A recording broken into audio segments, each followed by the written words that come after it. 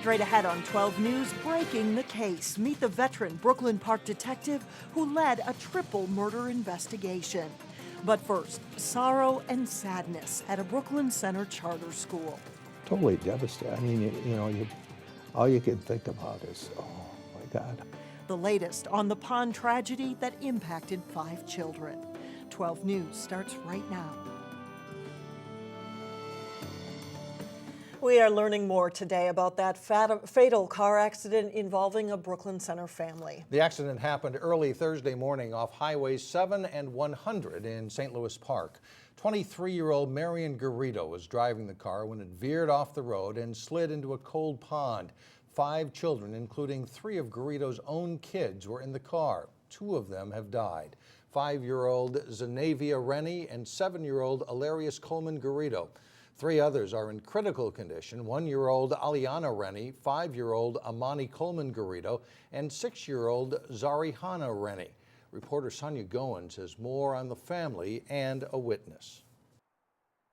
I don't know them, but I feel connected to them. Jeffrey Robertson didn't want his face shown. I heard screaming. He can't seem to forget what he heard and saw Thursday morning. It stayed in my head all night. His apartment balcony overlooks the accident scene. She was just screaming, "Help me, help me, help me." Robertson quickly called 911. I saw 2 of the little ones come out of the water and they were being carried. 23-year-old Marion Garrido was able to get out, but it took up to 45 minutes to get the children out of 9 feet of water. It was 3 kids, and then it was 4 kids, and then it was 5 kids, and that car it had been under there for so long. Jeffrey was devastated when he heard 2 of the children died. When they said the first little one had passed, I cried. I said, oh my God. Amy Miner's also taken the news pretty hard.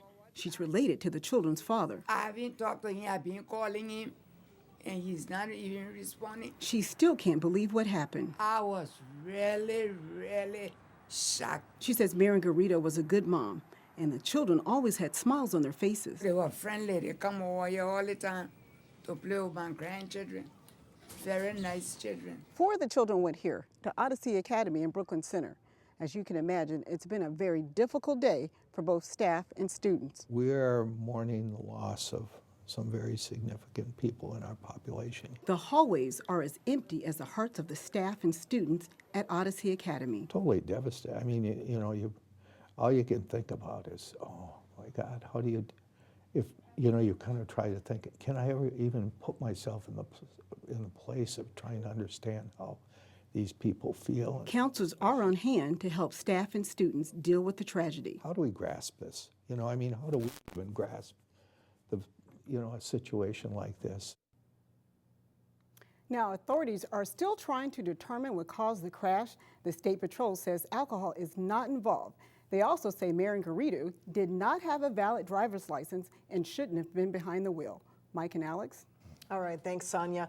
The tragedy has not only affected family and classmates, but also those who were first responders. Today in St. Louis Park, they described the emotional and physical toll it took on them. It's hard to describe what that feeling is like. Right at that time when you know you have to wait for the right people to get there with the right equipment to get out there, that there's people trapped in that car, and it's a feeling of helplessness.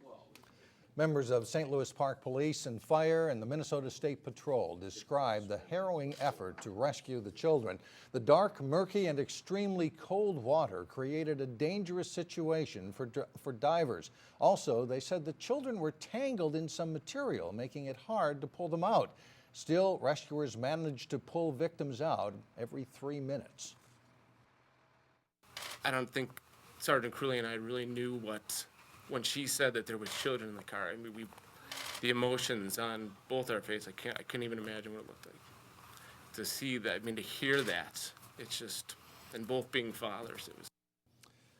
St. Louis Park's police and fire chiefs say no matter how much experience first responders have, they can never really prepare for tragedies like this.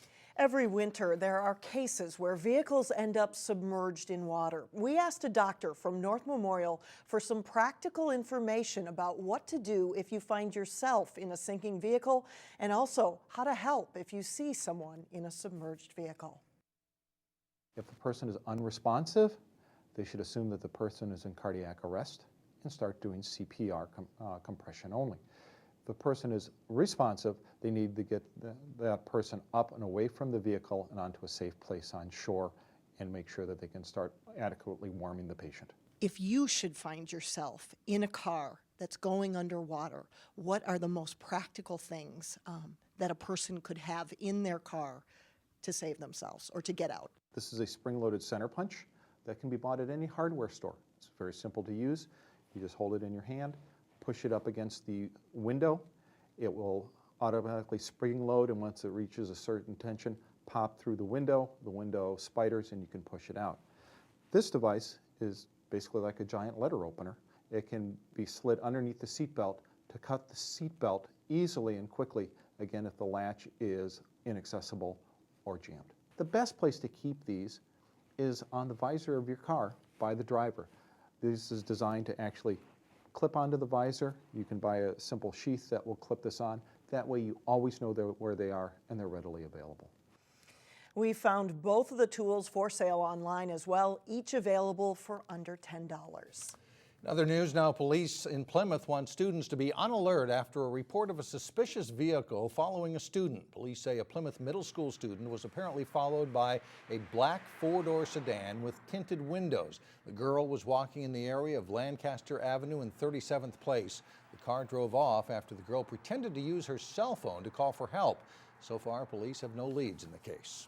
A murder suspect already charged in one woman's death is now indicted in the murder of another, and both cases have ties to Brooklyn Park. A Hennepin County grand jury has indicted Alberto Palmer on 2 counts of first-degree murder.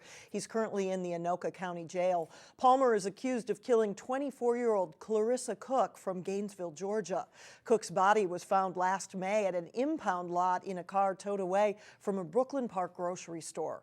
Palmer is also accused of killing Brittany Clardy of St. Paul. Her body was found last February in a car towed away from a Brooklyn Park apartment complex. Both young women were linked to prostitution.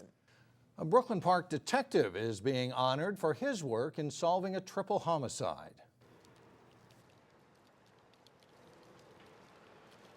Killed in a Brooklyn Park home in 2012, there were no witnesses linking the killer to the murders, and it took several trips to St. Louis, Missouri as Detective Chuck Ryan tracked cell phone records. Those records led Ryan to a man who drove the suspect, Eddie Mosley, from Missouri to Brooklyn Park. That man was later a key witness against Mosley.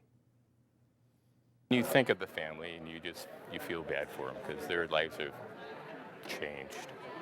There's nothing you can do about it, but at least we got a successful prosecution and conviction versus saying, yeah, I know he did it, but I don't have enough evidence. The Hennepin County Attorney's Office gave Detective Ryan a Community Leadership Award for his work in solving the case. Ryan has been with the Brooklyn Park Police Force for 23 years. Well, coming up, local residents reflect on the 50th anniversary of JFK's death. It's an interesting perspective from those who lived through it. A little later in sports, it's a thriller as Wayzata and Benilde-St. Margaret face off in a high-powered girls hockey matchup. But first, a chilly weekend. Saturday could be a high of just 20.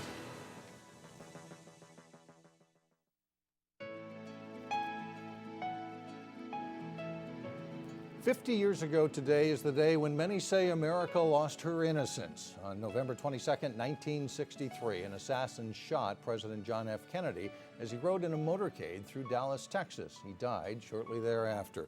News that the president had been shot reverberated through the nation. People here remember the moment when they heard about the president's death and time seemed to stand still. At a filling station on Central Avenue in Northeast Minneapolis, somebody came rushing out of the station saying, "Did you hear what happened? You hear what happened?" And I said, "No, what are you talking about?" And that's when they told me that he got assassinated. Whether you were a Republican or Democrat, whatever you were, it made no difference. It was a terrible day for the country and of course for his family especially. A lot of the ball games were canceled.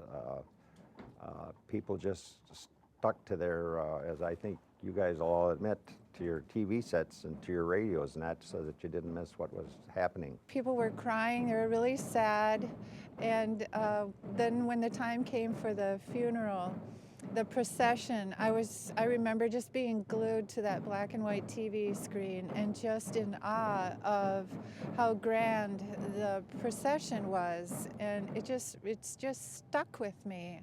And all of the conversation that was going on in the background with the adults is very memorable. I will never forget that. Authorities say Lee Harvey Oswald was the lone assassin, but decades later, mystery and conspiracy still surround the death of the 35th president.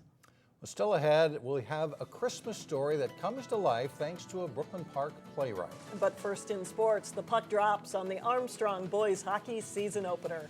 That plus John Jacobson is live at the Plymouth Ice Center with a preview of the Channel 12 Turkey Trot Tournament. That's all when we come back. Time now for a look at sports. That's right. John Jacobson is live in Plymouth with the big Channel 12 Turkey Trot Tournament. Hi, John.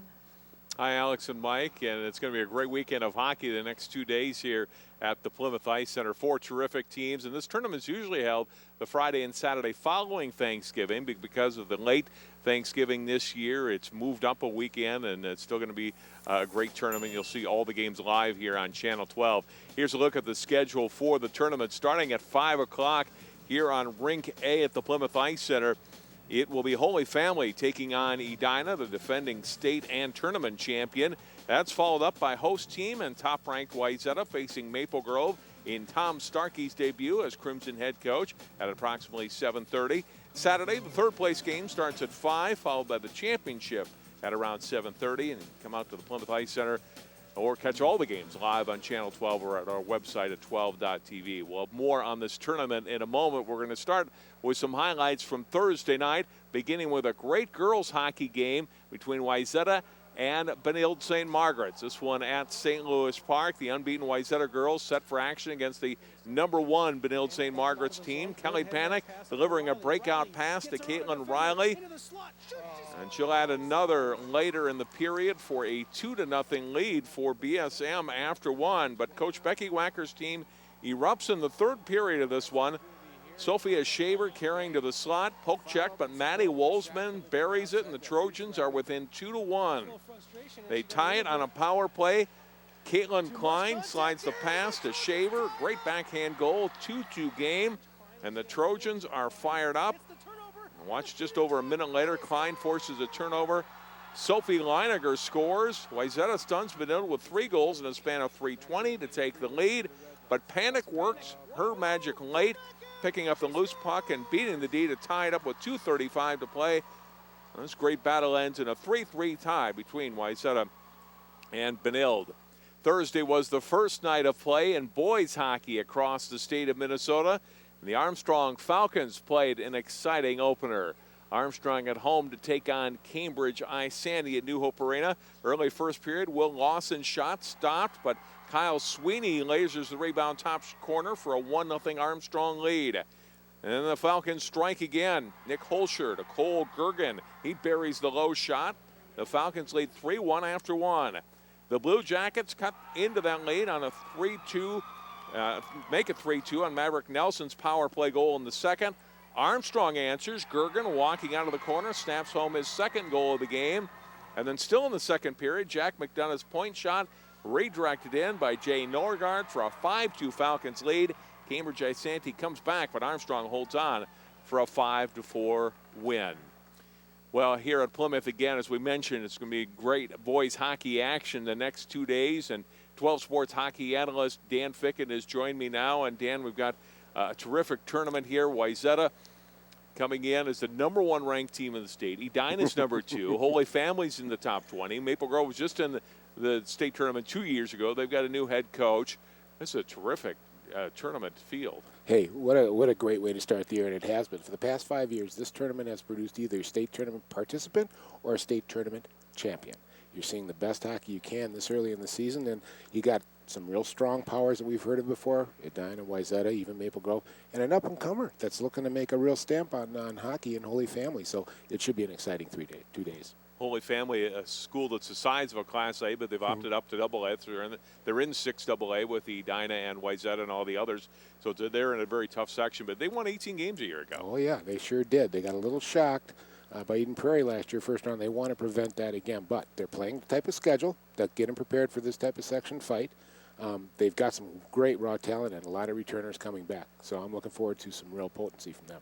So again, it's Edina and Holy Family here at 5 o'clock, and then the second game, 7:15, 7:30 or so, Wayzata and Maple Grove. Watch them both live here on Channel 12. And back to you guys in the studio. All right, thanks a lot, John. We'll be right back. For many, the holidays are all about gifts, treats, and decorations. The book Llama Llama Holiday Drama teaches children to slow down a bit and appreciate what's really important. In today's Weekend Showcase, Renee Bonneau shows you how the story comes to life with help from a Brooklyn Park playwright. 20, 19, 18, 17. Like with most kids, the countdown to Christmas is the hardest part of the season for little Llama Llama. Based on the book by Anna Dudney, Stages Theater Company's production of Llama Llama Holiday Drama shows how holiday excitement can be a little overwhelming. You're here, you're here, you're here. Playwright Jennifer Kirkaby, who plays Grandma Llama, wrote the piece that injects just a little Minnesota flair to the story. So there's 9 musical numbers. There's a lot of dancing. It's the Llama Dazzle Parade. There's a Llama Dazzle Parade right there. You know? This is the 16th piece Kirkaby's written for Stages Theater Company, and her work doesn't always stay here. I got to adapt Madeline's Christmas, and that one ended up being published, and it's like been in 45 theaters around the country, and that's really exciting. Did you say presents? Yes, I did. She says this story appeals to everyone and is important in the age of smartphones and social media.